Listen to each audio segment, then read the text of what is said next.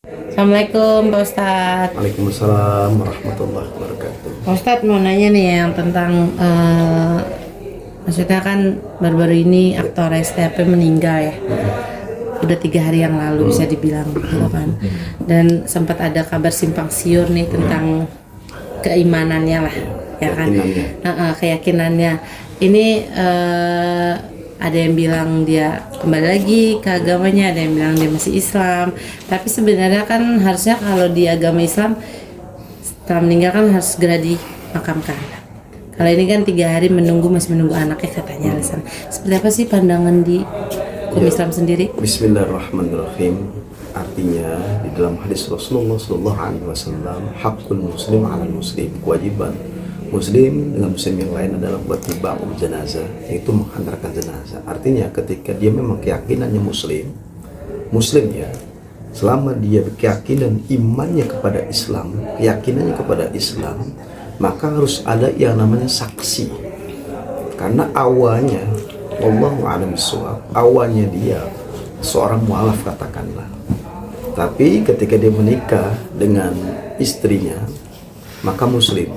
Nah, di situ ada sesuatu pemberitaan yang memang notabene ada keyakinan berubah, wallahu a'lam. Akan tapi ketika dia muslim, disaksikan dia muslim, belum berubah pindah agama, maka dikeramasinya harus dengan cara Islam. Itu artinya sesuai dengan syariat agama kita, agama Islam. Nah, ketika dia muslim, ayatnya harus dimandikan, dikafankan, disolatkan, diurus dengan secara kafatul Islam, dengan secara sempurna dengan Islam. Kalau dia katakanlah muslim, belum pindah keyakinannya, artinya disegerakan diurus dengan sesuai dengan syariat agama kita, agama Islam. Nggak boleh diurus dengan syariat, nggak boleh diurus dengan keyakinan berbeda. Nah, ketika diurus keyakinan berbeda dengan tidak dikafankan ataupun dikeramasi dengan agama yang berbeda, maka akan timbul yang tidak sah dalam pemandian jenazah, apalagi tidak disolatkan. Tapi kalau anaknya menyaksikan, keluarga adik saudaranya dia saksikan dia masih muslim, meskipun dia tidak sholat katakanlah, meskipun dia banyak meninggalkan, akan tetapi maka harus hendaknya diurus dengan dikafankan, disolatkan, dikafankan, dimandikan, dikafankan, disolatkan dengan secara agama. Lalu secepatnya disegerakan untuk disolatkan, jangan ditunda-tunda, apalagi menunggu orang yang jauh dan sebagainya. Ketika tunda, kasihan di almarhum.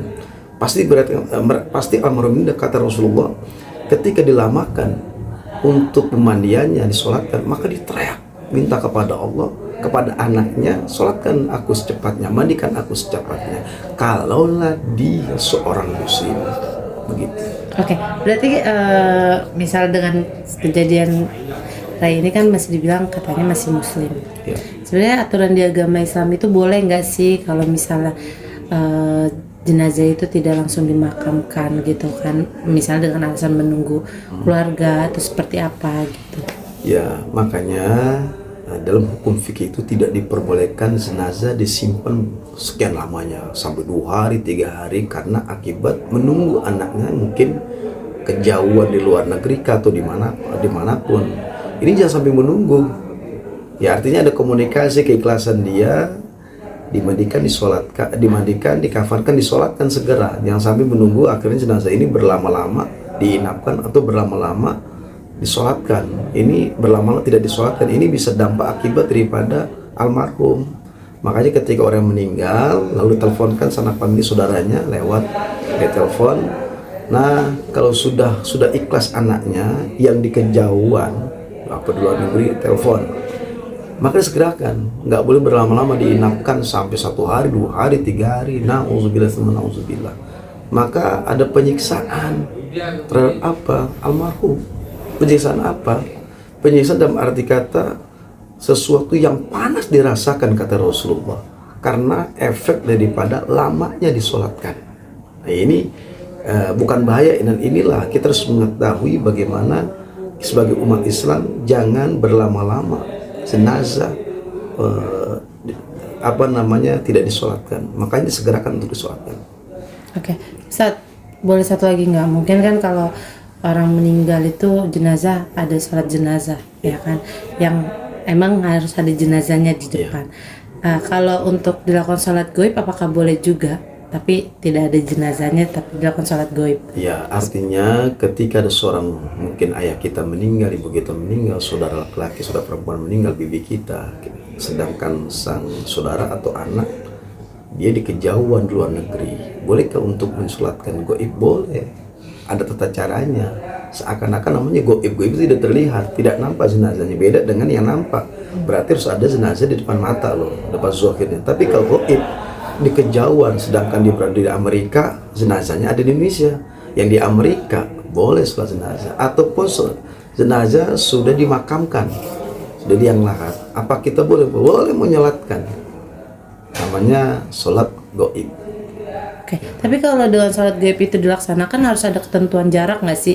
Kalau misalnya jenazah masih dalam satu kota gitu, cuman pengen disolat goibkan di masjid yang lain gitu, gimana? Oh boleh, karena dalam hukum fikih itu ketika jenazah itu karena kejauhan saudaranya, lalu diniatkan bersama-sama jamaah untuk diniatkan sholat goib kepada almarhum. Boleh. Serentak daripada jamaah yang berada di masjid diniatkan untuk menyalakan daripada almarhum sampai usolli ala hadzal ghaib. Nah, itu ada niat caranya dan seterusnya. Seniyah sholat jenazah ghaib, kemudian disolat.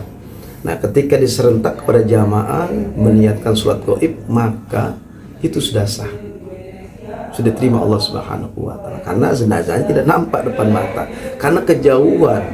Nah, sebagai banyaknya teman saudara yang ingin menyolatkan tapi karena kejauhan, boleh dilaksanakan sholat jenazah goib. Berarti tidak perlu sholat jenazah yang ini ya? Nggak apa-apa? Tidak apa-apa. Anaknya di luar negeri bagaimana? Tidak bisa menyolatkan ayahnya, sedangkan kejauhan yang begitu sangat jauh di luar negeri, boleh sholat goib anaknya. Bagi siapapun kita nih, saya pribadi ya, atau sesuatu ada urusan lain, nanti aja saya sholatkan goib aja, boleh. Meskipun tidak ada jenazah, namanya juga sholat goib. Oke, udah? Oke, makasih Ustaz. Sama-sama.